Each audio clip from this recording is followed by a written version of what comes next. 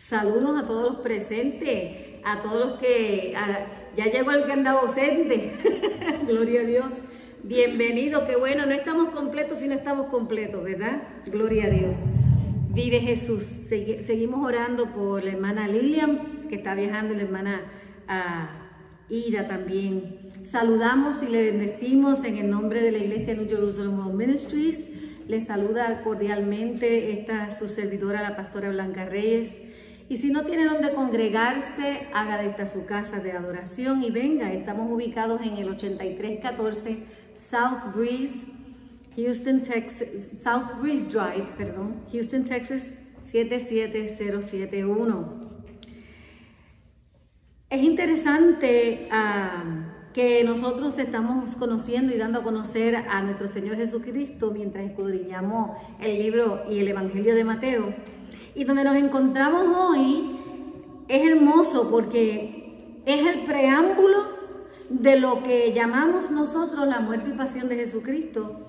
Y precisamente a la fecha de hoy, ¿verdad? En nuestro calendario actual, estamos también en el preámbulo de cuando celebramos lo que llamamos la Semana Santa, que conmemora la pasión de Jesucristo, su muerte y su resurrección.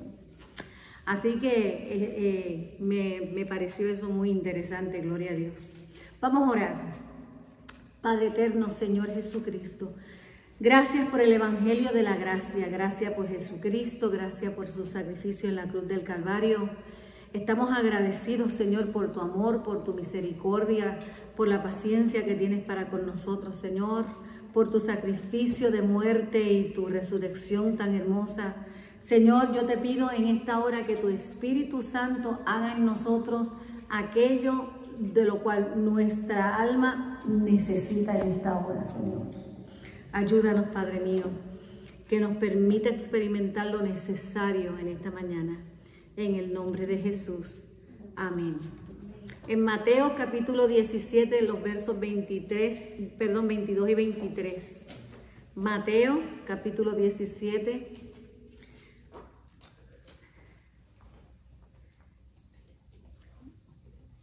Gloria a Dios, aleluya. ¿Listos? Estando ellos en Galilea, Jesús les dijo: el Hijo del Hombre será entregado en manos de hombres y le matarán, mas al tercer día resucitará. Y ellos se entristecieron en gran manera. Nosotros sabemos que Jesucristo ya había predicho, le había dicho a los discípulos que se prepararan para lo que venía. Y el Señor Jesús predice su traición, su muerte, su resurrección, ahora por segunda vez a los discípulos. Es interesante ver que una tercera parte del Nuevo Testamento está dedicada a esa última semana de la vida de Jesucristo. Así que el tema es muy significativo y es repetitivo. La muerte y la resurrección son los temas más importantes de la historia humana. Es una historia crítica. La muerte y la resurrección de Jesucristo es lo más crítico en la vida del cristiano y en la vida de todo ser humano. Toda la existencia humana, desde la creación hasta el final del mundo, hasta la consumación final, tendrá como pieza central esta información. Así que esta información es crítica. Se habló de la muerte de Jesús en los versos 10 y 11. Los profetas que profetizaron la gracia destinada a nosotros, los profetas del Antiguo Testamento que hablaron de la gracia que estaba destinada para nosotros, inquirieron e indagaron, o sea, ellos se ocuparon de investigar acerca de la salvación y escudriñando qué persona, qué tiempo indicaba el Espíritu de Cristo que estaba en ellos, el cual anunciaba de antemano los sufrimientos de Jesucristo y la gloria que vendría tras ello. Eso lo podemos encontrar en la primera carta de Pedro, en los versículos 10 y 11. Era la manera de Pedro decir: que Dios por su Espíritu Santo movió el corazón de los profetas para que nos pudieran decir lo que iba a suceder. Eso se llama profecía predictiva, ¿verdad? Y se convierte en una de las evidencias que demuestra la veracidad de la palabra de Dios. ¿Por qué? Porque se predijo y se cumplió. Y también demuestra la veracidad del Evangelio. Este pasaje de los discípulos, que ya estamos en este pasaje, ya los discípulos han bajado del monte de la transfiguración. Al pie del monte hubo la liberación del joven endemoniado. Y ellos dejaron el monte y ahora están otra vez en Galilea. Es importante que ustedes vean que en el verso que leímos decía, mientras estaban en Galilea, Jesús le dice la profecía, ¿verdad? ¿Por qué decimos mientras estaba en Galilea? Porque él iba y venía a diferentes partes, pero en todas las partes que él iba, él volvía y repetía lo de su pasión, su muerte y su resurrección. Y les voy a decir, hermanos, eso es una doctrina básica de la iglesia cristiana. ¿En qué creemos la iglesia cristiana? Que Jesucristo fue entregado, traicionado, muerto, enterrado, resucitado y ascendido a los cielos. Amén. Nosotros creemos eso como nuestra doctrina cristiana. Así que es importante que entendamos por qué la importancia de la repetición.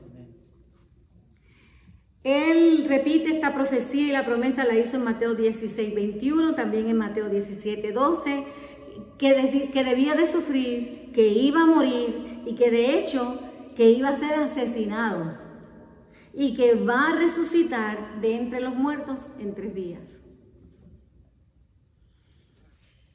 Es una preocupación repetitiva que Jesucristo tenía. O sea, Jesucristo estaba doctrinando a sus discípulos mientras estaban en Galilea y mientras iban de aquí para allá, de allá para acá. Él volvía y les repetía esta doctrina. En Lucas 24:6 dice, no está aquí. Eso, o sea, no está aquí, sino que ha resucitado. Estos fueron los ángeles al pie de la tumba ya vacía. Les dice a los discípulos, no está aquí, ha resucitado. Y aquí viene lo interesante. Acordaos de lo que os habló cuando aún estaba en Galilea, diciendo, es necesario que el Hijo del Hombre sea entregado en manos de hombres pecadores y que sea crucificado y resucite al 3er día. Los mismos ángeles oían la doctrina, la sabían y se la acordaron a los discípulos. Cuando fueron delante de la tumba y la vieron vacía, el ángel tuvo que recordarle, o sea, tantas veces que Jesucristo se los dijo, acordaos, Él se los dijo. Él se los dijo. Y la idea que palpa, o sea, que plasma aquí es que se repite y vuelve y dice que va a ser crucificado, resucitado. En otras palabras, Jesucristo tenía como un disco rayado, un slogan. Voy a ser traicionado, voy a sufrir, voy a morir y voy a volver a la vida. Voy a ser traicionado, voy a sufrir, voy a morir y voy a volver a la vida. Voy a ser traicionado, voy a vivir, voy a ser traicionado, voy a sufrir, voy a morir y voy a volver a la vida. Esta repetición empezó a calcomer el corazón de los discípulos, ¿verdad? Y de todo el que lo escuchaba. Hablar de una muerte y de una resurrección era raro en aquel entonces o en cualquier entonces, porque para nosotros el que muere se murió y no vuelve a resucitar. Y esa es la mentalidad, ¿verdad? Normal, cotidiana. Y eso conturbaba sus corazones. Y vivimos en un mundo donde los muertos no vuelven a la vida y eso pues se le hacía difícil entender. Además, la opinión, otra cosa que les mortificaba era que la opinión mayoritaria, o sea, la mayoría de la gente en ese momento, estaban arraigados en pensar que el Mesías venía a derrocar a los enemigos de Israel, va a establecer el justo reino de Dios. Y hasta todavía en la época de nosotros hay gente que simplemente no cree que Cristo murió y resucitó. Mientras que Jesús estaba repitiendo esta doctrina, las declaraciones repetidas donde quiera que iba, Judas escuchaba eso también. Y Judas escuchaba esta conversación de las palabras traicionado, entregado, voy a ser traicionado, voy a ser entregado. Judas oía esas palabras. Pero la muerte de Jesús, esto demuestra que la muerte de Jesús fue ordenada y fue predeterminada. Esta es la determinación del plan de Dios. Era plan de Dios que Jesucristo muriera. Nuestro Padre Celestial entregará a Cristo hasta ser traicionado. Para aquellos de nosotros que conocen el pasaje de Juan 3:16, de hecho, ¿qué dice el pasaje de Juan 3:16? Yo tengo mucha calor, hermanos. Porque de tal manera amó Dios al mundo que dio su Hijo. A ver, Juan 3:16.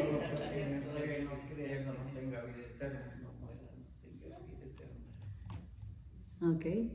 Tenemos que volver a los tiempos de antes, donde todo el mundo, hasta los impíos, se sabían Juan 3:16. Porque de tal manera amó Dios al mundo que ha dado a su Hijo unigénito, para que todo aquel que en él cree no se pierda, mas tenga vida eterna. Ese es Juan 3:16.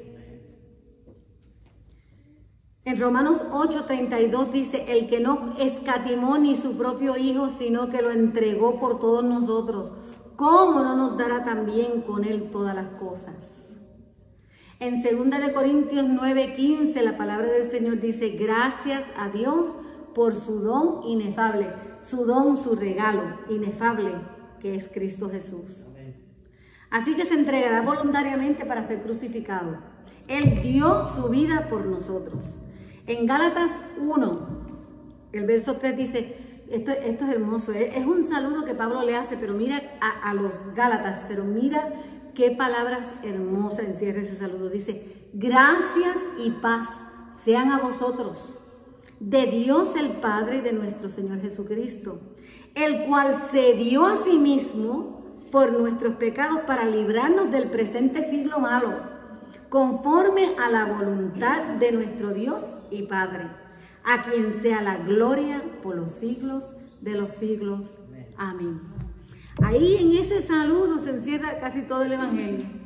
Que Dios nos dio a su Hijo Jesucristo para librarnos de este mundo del pecado. En Tito 2:14 dice, quien se dio a sí mismo por nosotros para redimirnos de toda la iniquidad y purificar así para sí un pueblo propio, celoso de buenas obras. El pueblo de Dios debe ser celoso de buenas obras, ¿verdad? Ahora, lamentablemente, lastimosamente, es una cruel realidad de la vida de hoy, la traición. ¿Y sabes quiénes son los que traicionan? Las personas que más nos importan. Porque un desconocido no te traiciona. Un desconocido actúa como un desconocido. Ni te debo ni me debe. Pero la traición solo proviene de personas que nos importan y que nosotros creemos que se preocupan por nosotros o que nosotros le importamos. De ahí viene la traición. La traición por naturaleza significa ser infiel. Esto es importante. Ser traicionero o una persona de traición o la traición significa ser infiel, de guardar o mantener una confidencia o mantener una confianza.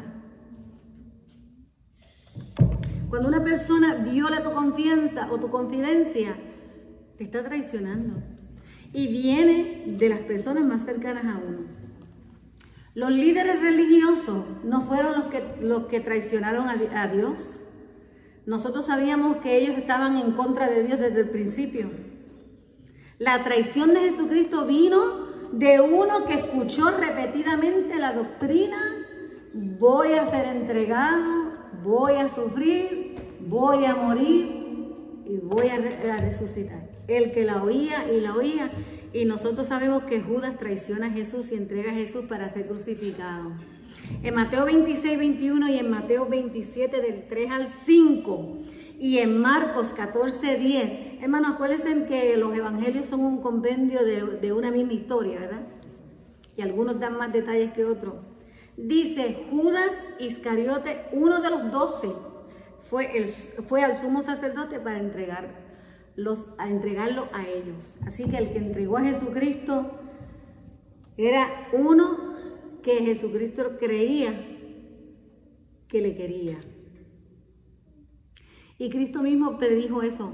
En Juan 3, del 18 al 19, dice, no hablo de todos vosotros, yo sé a quién he elegido, mas para que se cumpla la escritura.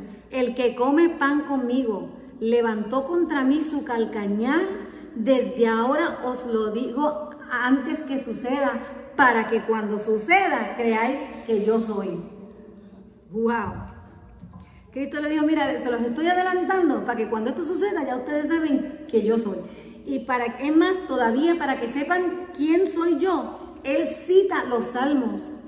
Él cita el Salmo 141:9 cuando él dice, aún el hombre de paz en quien yo confiaba, el que de mi pan comía, alzó contra mí su calcañar.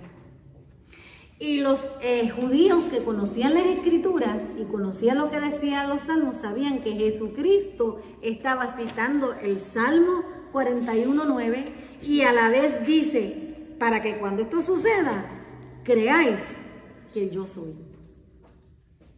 Qué lindo, ¿verdad? Jesucristo en todo esto le estaba declarando que Él era Dios.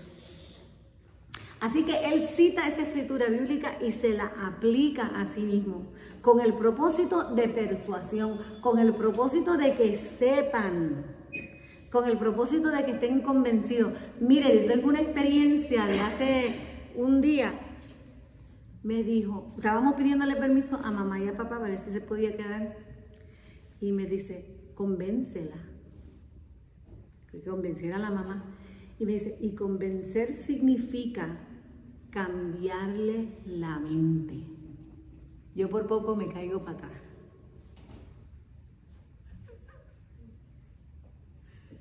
Hermano, saben más de lo que uno piensa, ¿verdad? Eso era lo que Jesucristo te quería cambiarle la mente a los que estaban escuchando su doctrina. Yo soy Dios. Yo soy el que doy mi vida por ti, por el pecado, para llevarla a la cruz del Calvario, porque tú no lo puedes hacer. Y para hacerlo voy a ser traicionado, voy a sufrir, voy a morir y voy a resucitar. Con el propósito de persuasión. En Zacarías 11:12 les di, yo sé que hay mucho texto bíblico, hermano, pero si ustedes se dan cuenta, el texto de nosotros hoy son dos textos, son dos versos, ¿verdad? Y es más enseñanza que otra cosa, porque es un anuncio. Jesús anuncia su muerte, ¿ok? Jesús está anunciando su muerte, pero la Biblia nos los viene anunciando desde el principio hasta que sucedió y hasta que resucitó, y nos dice lo que va a pasar después, que Él viene por su pueblo. En Zacarías 11:12 les dice, si os parece bien, dadme mi salario, y si no, dejadlo. Y pesaron por mi salario 30 piezas de plata. Eso es que Zacarías ya estaba profetizando lo que Judas iba a hacer. Y Lucas en capítulo 9:44 dice, haced que os penetren bien en los oídos estas palabras, porque acontecerá que el Hijo del Hombre será entregado en manos de hombres. Y esta expresión, entregado en manos de hombres, significa que los seres humanos por naturaleza e invariablemente están en desacuerdo con Dios y en rebelión contra Dios, lamentablemente. Por lo general, si le preguntas a una persona, ¿tú amas a Dios? Te contestan que sí. Cuando nosotros evangelizamos por ahí, cualquier persona que tú le hablas, especialmente si son hispanos, ellos conocen a Dios o ellos estaban en la iglesia, ellos te dicen que tienen conocimiento. Y es verdad, nosotros los hispanos fuimos colonizados. Así que todos tenemos raíces cristianas, ¿verdad? Pero a lo que voy es que casi todos te dicen que sí. Pero en verdad, con sus actos, hacen todo lo contrario. Te dicen, por supuesto que yo amo a Dios. Sin embargo, su rebelión contra Cristo, la resistencia al Evangelio, la negativa a creer que hay esperanza, la negativa de que hay que creer que cuesta sacrificio, ¿verdad?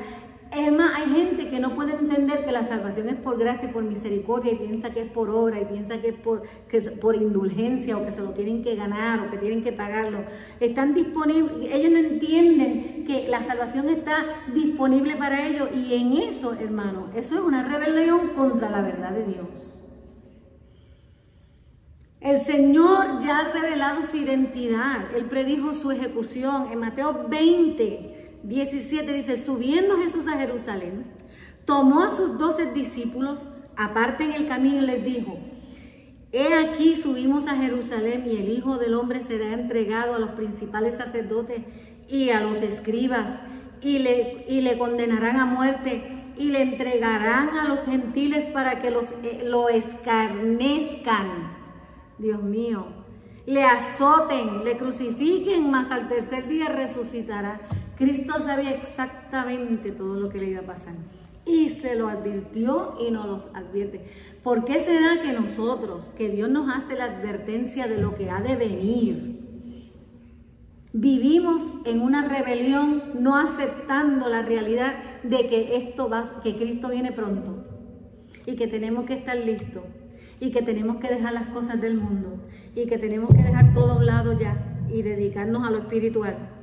Los hombres que conspiraron y causaron la muerte de Cristo eran los judíos, eran su propio pueblo. Por eso Juan dice, y vino a los suyos y los suyos no le recibieron. No estaban interesados en el tipo de Mesías que él era. El Mesías que ellos querían era uno que viniera de parte de Dios para proporcionarle poder, ventaja, liberación, libertad, gloria, autonomía.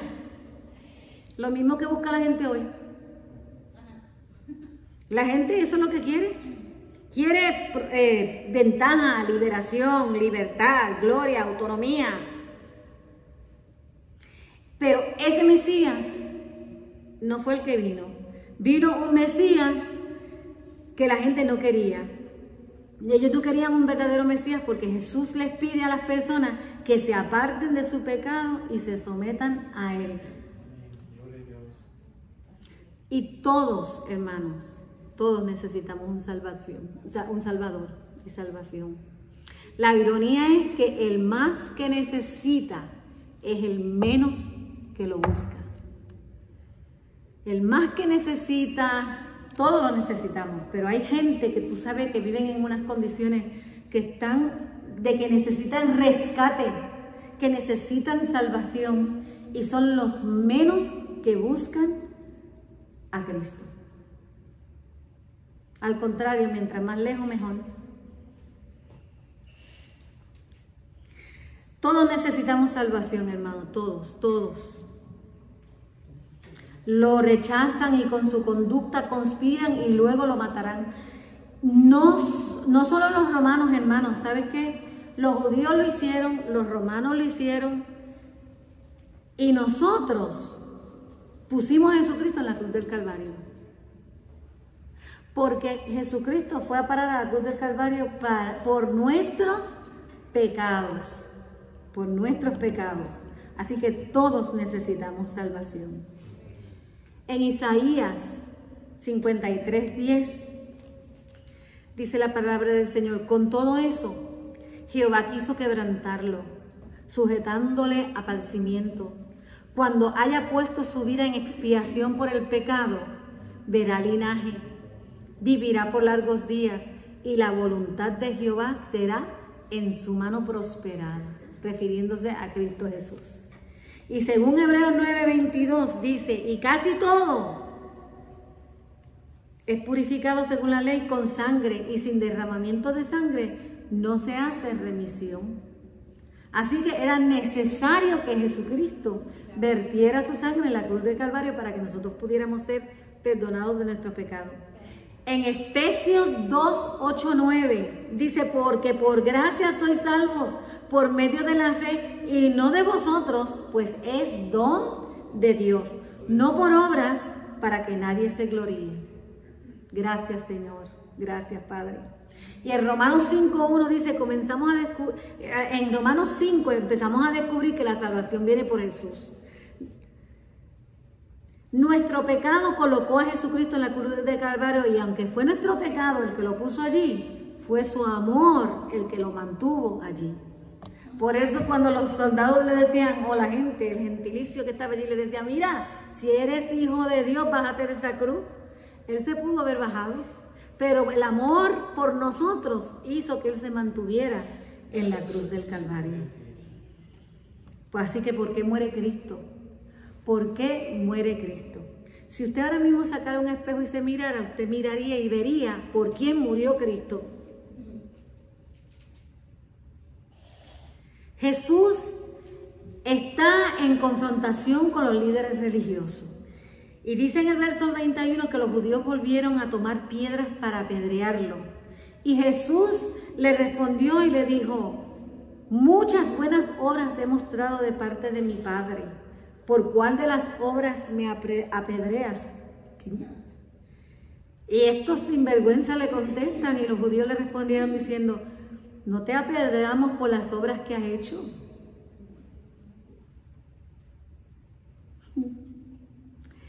Nunca, o sea, te estamos apedreando porque tú te declaras hijo de Dios.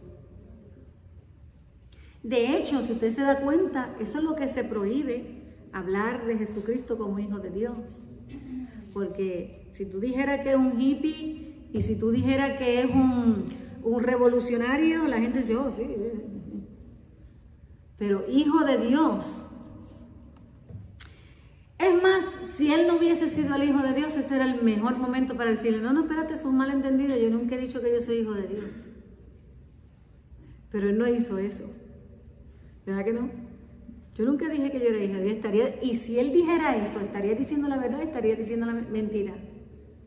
Si él dijera, espérate, yo no he dicho que yo no soy hijo de Dios, ¿estaría mintiendo o estaría diciendo la verdad? Estaría mintiendo. Estaría mintiendo. Y Jesucristo no va a mentir, estaría mintiendo, y los líderes religiosos no entienden lo que está pasando, el mal hecho que les rodeaba. Ellos no entendían la identidad de Jesucristo.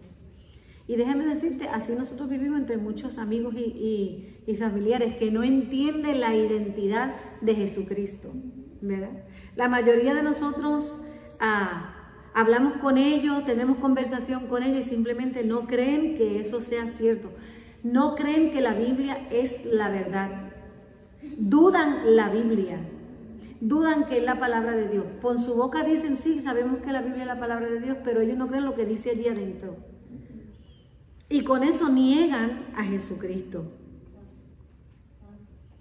Pedro, en el libro de los Hechos, en el capítulo 2, en el verso 22, él le dice en su predicación, varones israelitas, oíd estas palabras, Jesús Nazareno, varón probado por Dios entre vosotros con las maravillas, prodigios y señales que Dios hizo entre vosotros, por medio de él, como vosotros mismos sabéis, o sea, ustedes lo saben, a este entregado por el determinado consejo y mira qué lindo, y anticipado conocimiento de Dios, prendisteis y matasteis por manos de inicuos crucificándole, al cual Dios levantó, suelto los dolores de la muerte, por cuanto era imposible que fuese retenida por ella. Gloria a Dios. Pedro le dice, miren ustedes, israelitas, que lo prendieron y lo crucificaron y lo mataron, eso fue por ordenanza de Dios.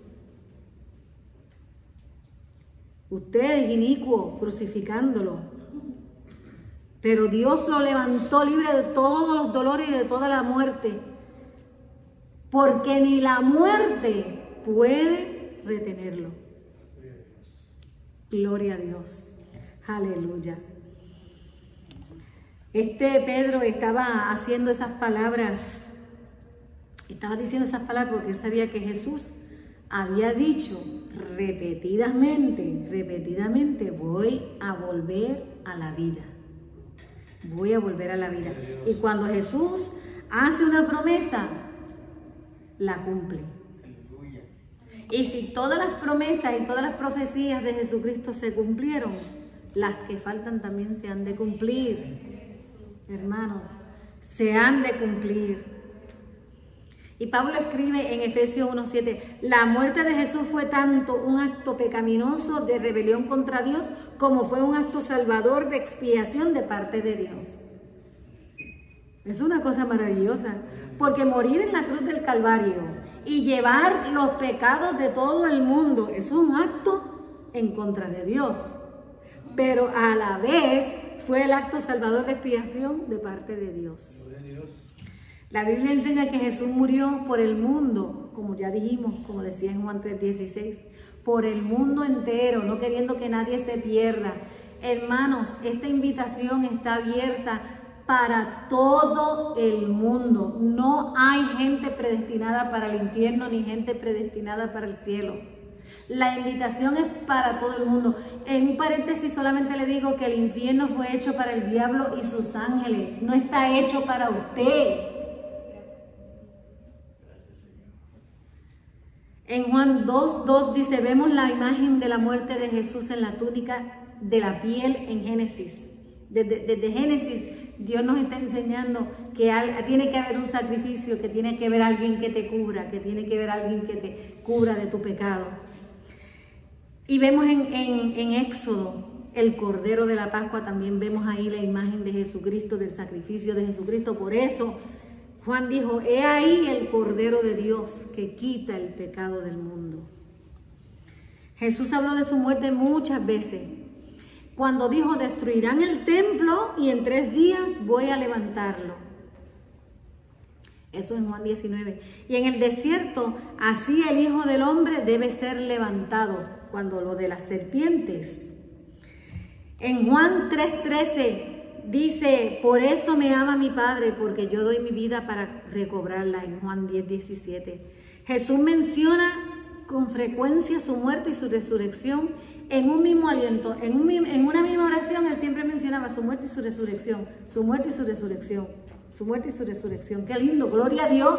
¿Por qué estaban los discípulos tristes cuando él les dijo esto? Porque no oyeron la parte de la resurrección. Ellos solamente oyeron la parte de la muerte.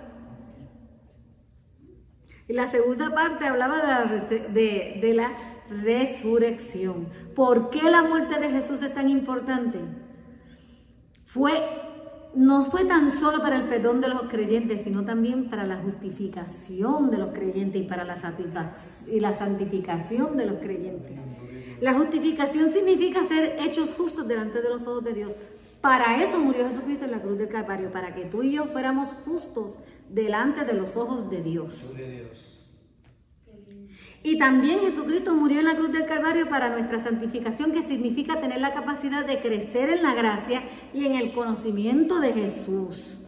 Cuando usted crece en la gracia y en el conocimiento de Jesús, usted se está santificando.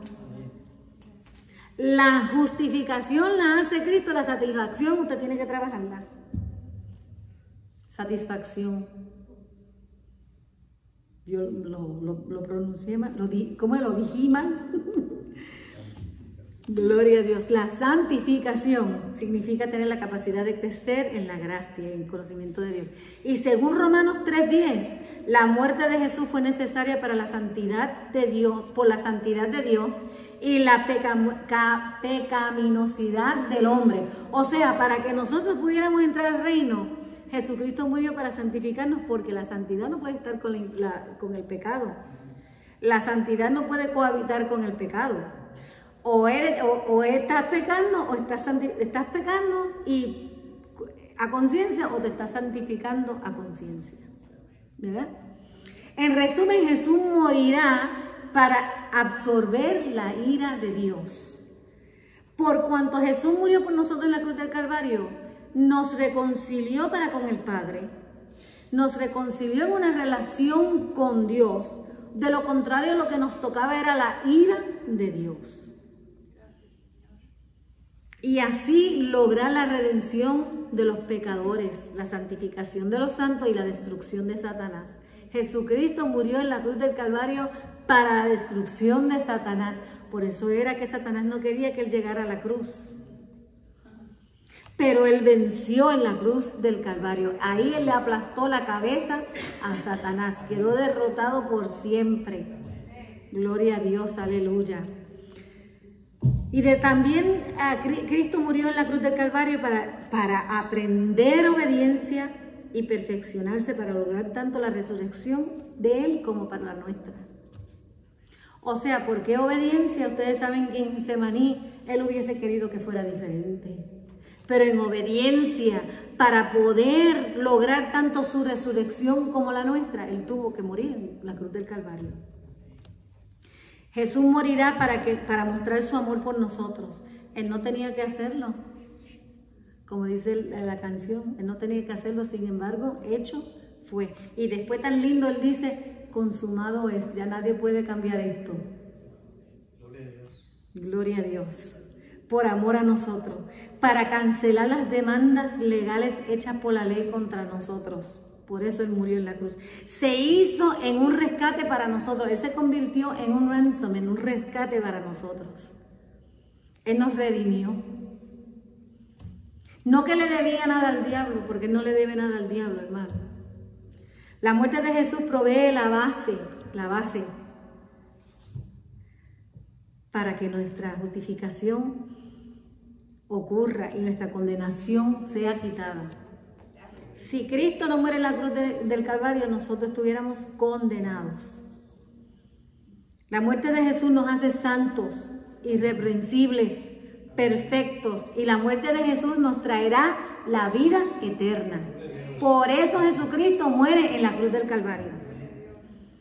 Y nos reconcilia con el Padre, y luego nos dará acceso al cielo para siempre. Gloria a Dios. Yo creo que ninguno de nosotros hemos hecho nada que tuviera tanto propósito como el plan de Dios en Jesucristo Jesús. Nada de lo que nosotros... Es más, hay veces que a veces uno le pregunta a la gente, ¿por qué tú hiciste tal cosa? No hay propósito. Pero Dios en sus obras y en la cruz, en su traición, en que lo entregaron, en que muriera, en que sufriera y muriera y resucitara, y viene por nosotros, hay tanto propósito. Como decía Job, nuestro Dios no es un Dios de despropósito. En todo Dios tiene un propósito. Muchos de nosotros somos los que vivimos a lo que salga. A lo que salga. Hoy pienso de esta manera y en 2 días pienso de otra. Pero Dios no, Dios tiene un plan perfecto. El hombre ha subido y bajado en su caminar, pero el plan de Dios ha permanecido perfecto. No hay un plan B, como dice otra gente. No, el plan original de Dios no ha sido cambiado. Cuando Jesús anuncia su muerte, los discípulos no oyeron la parte de la resurrección. Por eso estaban tristes, pero ignoran por completo la parte de la resurrección, que viene siendo vindicación y victoria. Lo sabemos por su reacción. Lo sabemos porque se entristecieron, ¿verdad? La parte de la resurrección a mucha gente le pasa por desapercibida. Por eso es que nosotros celebramos el día de Pascua, el día de la resurrección, lo que el mundo llama Easter. Eso es lo que nosotros celebramos, que la obra de Cristo se completó el día que resucitó, que no se quedó muerto, aleluya. Y hay mucha gente que niega la resurrección de Jesucristo. Satanás odia la resurrección de Jesucristo. Es más, eres el que le inculca a la gente a pensar, eso no fue así, eso es un cuento de los cristianos. En 1 Corintios 15 nosotros sabemos que el Señor habla de la resurrección, de la importancia de la resurrección, de que si la resurrección de Jesucristo no hubiese sucedido, en vano fuera nuestra fe. Jesús te dijo que tienes que creer en Él, y si lo amas, el que le cree resucitará a la vida. Dice, el que cree en mí, aunque esté muerto, vivirá, y el que vive y cree en mí nunca morirá. Aleluya, gloria a Dios. Por eso, cuando Jesús murió y resucitó, todos sus seguidores aparentemente se olvidaron de las tantas veces que Jesucristo le había dicho eso. Mira, si hoy ustedes salen por ahí, ustedes van a decir, la pastora repitió 1000 veces que Jesucristo iba a ser entregado, que iba a ser maltratado, entregado en manos de los hombres, que lo iban a matar, que lo iban a escarnear, que lo iban a matar, escarnecer, perdón, y que después lo iban a sepultar y que él iba a resucitar. Ustedes van a decir eso 1000 veces. Sin embargo, los discípulos se les olvidó. Hasta las mujeres que fueron a la tumba, cuando se le apareció el ángel, ellas no se acordaban que Jesucristo les dijo que iba a resucitar. Es más, cuando las mujeres llegaron donde los discípulos y le dijeron, no está en la tumba, está vivo, o sea, resucitó, ellos le dijeron, ustedes están locas. Se les olvidó que Jesucristo le había repetido lo que iba a pasar. Hermanos, a nosotros se nos olvida lo que el Señor nos dice. Por eso es que la Biblia es repetitiva. Por eso es que los mensajes del Evangelio deben ser repetitivos. El que te venga con otra teología, lo que te está dando es un motivation speech, una charla motivacional que no viene mal de vez en cuando. Pero la Biblia se repite, que voy a ser traicionado, moriré y volveré a la vida. ¿Cómo explica eso? Hasta los soldados romanos que estaban al pie de la tumba vacía, le dijeron a los líderes religiosos que había resucitado. La resurrección de Jesús es nuestra declaración de independencia del pecado. Si nosotros creemos en la resurrección de Jesucristo, nosotros nos estamos declarando independientes del pecado. Es nuestra declaración de derechos, es nuestra constitución. O sea, nuestro bylaws viene siendo que Jesucristo murió y resucitó. Nuestra señal no es simplemente una cruz vacía, porque nosotros llevamos a veces una cruz vacía y decimos, no, esta es la señal de Jesucristo. No es solamente una cruz vacía, es una tumba vacía también. Porque otros por ahí que tuvieron, dicen que tienen seguidores, cuando mueren van a parar a la tumba. Pero el de nosotros dejó la tumba vacía. El versículo 23 dice, estaban muy tristes, y esto podría traducirse profundamente deprimidos. Hoy día hubiese sido la palabra deprimido. ¿Quieren saber por qué? Porque la noticia que oyeron no la creyeron. Y tenían miedo, y es lógico que tengan miedo, ¿verdad? Los escritores del Antiguo Testamento prometieron su rechazo y en el Salmo 69 predijeron su rechazo. En el Salmo 69 predijeron tanto su forma como su lugar de muerte. En Isaías 53, 12, la perforación de sus manos y sus pies. Salmo 22, 16 y Zacarías 12, 10, que sería mirado en la muerte. El salmista sigue diciendo que volvería a la vida, que el Mesías tomaría su lugar al lado de la mano derecha de Dios. En el Salmo 110, versículo 1. Jesús, el resucitado, más tarde recordó a sus discípulos en Lucas 24, 44, le dijo, esto es lo que les dije cuando estaba con ustedes. Qué lindo, ¿verdad? Que todo debe cumplirse, lo cual está escrito sobre mí en la ley de Moisés, en los profetas, en los salmos. ¿Por qué dudan? ¿Por qué permanecéis tristes? ¿Por qué siguen siendo escépticos? ¿Usted sabe lo que quiere decir escepticismo? Quiere decir que no creen nada de lo que tiene relación con Dios. ¿Por qué no estarás conmovido como tienes que ser? Es más, Cristo le dijo, voy a orar por ustedes. para que sea lo que sea que está dentro de ustedes se levante, para que puedan experimentar, en lugar de un profundo dolor, de ese profundo tristeza, que puedan sentir alegría. Alegría. Voy a cambiar su lamento en baile. Gloria a Dios. Porque el llanto sucede en la noche, pero al nacer el sol vuelve la alegría. Gloria a Dios, aleluya. Vive Jesús.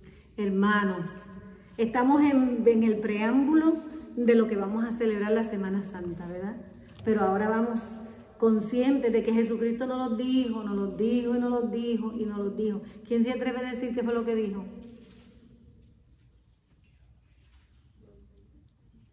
Iba a ser entregado. Ajá. Que los iba que iba a pasar por sufrimiento. Ajá. Que iba a morir, que iba a resucitar. Amén, gloria a Dios. Ese es el Evangelio. Ese es el Evangelio. Eso es lo que dice la palabra de Dios. Entonces, ¿por qué dudamos? No debemos dudar. Vamos a orar.